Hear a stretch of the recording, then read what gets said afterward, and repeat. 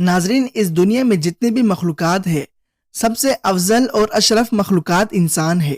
اگر یہی لوگ اللہ تعالیٰ کی نافرمانی کرتے ہیں اور دین اسلام کا مذاق اڑاتے ہیں، پھر وہی لوگ اللہ کے ساتھ اعلان جنگ کرتے ہیں۔ دوستو، اللہ تعالیٰ ایسے لوگوں کو ناپسند کرتے ہیں اور ایسے لوگوں کو دنیا میں ہی عبرت کا نشان بنا دیتا ہے۔ اسی طرح کا ایک واقعہ ہے جو بھارت میں ایک ہندو گاؤں پر اللہ تعالیٰ نے ایسا عبرتناک اور خوفناک عذاب نازل کیا کہ پوری بستی پانی میں غرق ہو گئی۔ مکانات، انسان، جانور اور مویشی بھی سب کچھ پانی میں بہہ گئے۔ یہ عذاب اللہ تعالیٰ نے ان پر کیوں نازل کیا اور یہ لوگ کون سا گناہ کرتے تھے جس کی وجہ سے ان کی بستی غرق ہو گئی؟ یہ سب کچھ جاننے کے لیے ہماری یہ ویڈیو آخر تک لازمی دیکھیے گا، اور ویڈیو کو شروع کرنے سے پہلے ہمارے چینل info@adnan کو ضرور سبسکرائب کریں اور ساتھ ہی لگے بیل آئیکن کو بھی پریس کر لیں تاکہ ہماری آنے والی نیو ویڈیو کا نوٹیفیکیشن آپ کو بر وقت مل سکے، اور اس ویڈیو کے حوالے سے کمنٹ سیکشن میں اپنی رائے کا اظہار ضرور کیجیے گا۔ دوستو، آج ہم بھارت میں جس گاؤں کا ذکر کریں گے وہ دریائے جمنا کے کنارے آباد ہے۔ اس گاؤں میں ہندوؤں کی آبادی بہت زیادہ تھی۔ یہ دریا کافروں کا مقدس دریا ہے، جس کی وجہ یہاں ہندوؤں کی تعداد اور ان کے گھر زیادہ تھے۔ یہاں کچھ مکانات ایسے بھی تھے جہاں مسلمان آباد تھے۔ یہ ہندوؤں کی کثرت تعداد کی وجہ سے ہندو کا علاقہ کہلاتا تھا۔ اس گاؤں میں جو 100 گھر مسلمانوں کے تھے وہ انتہائی غریب اور مفلسی کی زندگی گزار رہے تھے۔ اس گاؤں کے ہندو جب چاہتے انہیں تنگ کرتے اور برا بھلا کہنا شروع کر دیتے۔ ان 100 گھروں میں رہنے والے مسلمانوں کی اس گاؤں میں سکون سے رہنے کی زندگی میسر نہ تھی۔ ان کی حالت اس گاؤں میں یہ تھی کہ مسلمان وہاں کھل کر اللہ کی عبادت نہیں کر سکتے تھے۔ وہاں کے کافر لوگ مسلمانوں پر جھوٹا الزام لگا کر انہیں تھانے میں بند کروا دیتے۔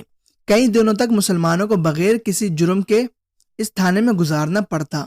مسلمانوں نے ہندوؤں کے ڈر سے اس گاؤں میں ایک چھوٹی سی مسجد بنوائی جس کا ایک ہی دروازہ تھا، اور اس پر بھی ہر وقت تالا لگا رہتا تھا، اور نہ ہی اس مسجد میں وضو کے لیے مسلمانوں کو پانی میسر ہوتا۔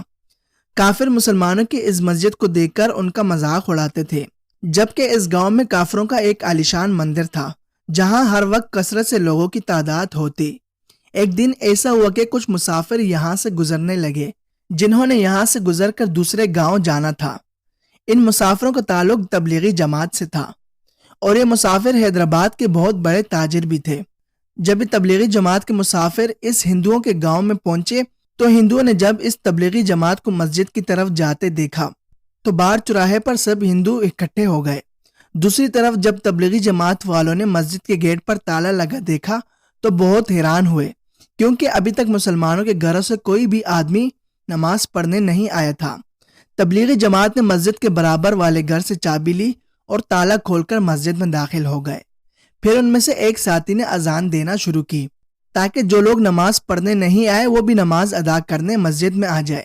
جب اس گاؤں کے مسلمان مسجد میں آئے تو اس جماعت کے ایک ساتھی نے تقریر کرنا شروع کر دی تاکہ مسلمانوں کے دلوں میں ایمان دوبارہ سے تازہ ہو جائے۔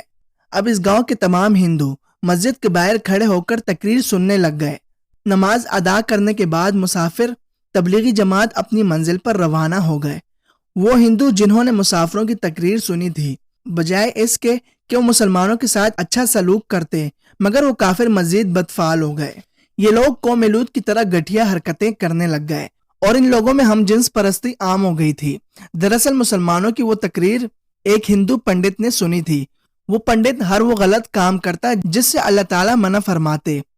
اس مسافر نے تقریر میں قوم لوط کی بدفعالی کے بارے میں بات کی جس کو یہ ہندو پنڈت سن رہا تھا۔ اس پنڈت نے گاؤں کے لوگوں سے کہا کہ مرد کا مرد سے شہوت پوری کرنا اور عورت کا عورت سے شہوت پوری کرنا کوئی غلط کام نہیں ہے۔ مسلمانوں کو قرآن یہ کہتا ہے کہ یہ غلط کام ہے، اس کام سے مسلمانوں کو خدا عذاب دیتا ہے۔ اب ہم دیکھیں گے کہ ہم پر کس طرح ان کے خدا کا عذاب آتا ہے۔ اب گاؤں کا ہر آدمی، عورت، بچہ، بوڑھا، سب کے سب اس ہندو پنڈت کی بات پر عمل کرنے لگ گئے۔ مسلمانوں نے جب اس ہندوؤں کے عمل کو دیکھا تو ان لوگوں کو ڈرتے ڈرتے سمجھانے لگے کہ تم ایسا غلط کام کر کے اللہ کے عذاب کو دعوت دے رہے ہو۔ یہ لوگ اپنی ضد کی وجہ سے مسلمانوں کی کہا سننے والے تھے، لہٰذا اس غلیظ حرکت کی وجہ سے مسلمانوں نے اس گاؤں کو چھوڑنے کا فیصلہ کر لیا۔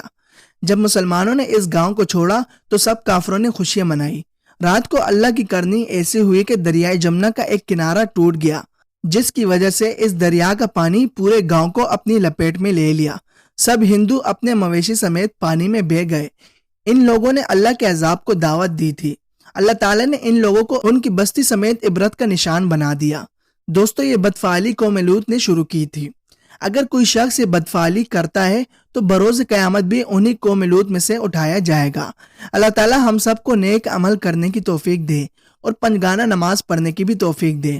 دوستو، امید کرتا ہوں آج کی ہماری یہ ویڈیو آپ کو ضرور پسند آئی ہوگی۔ پسند آنے کی صورت میں ویڈیو کو لائک کر کے شیئر ضرور کیجیے گا، اور مزید اسی طرح کی انفارمیٹیو ویڈیوز کے لیے میرے چینل info@adnan کو ضرور سبسکرائب کیجیے گا۔ ملتے ہیں اگلی ویڈیو میں، تب تک کے لیے اللہ حافظ۔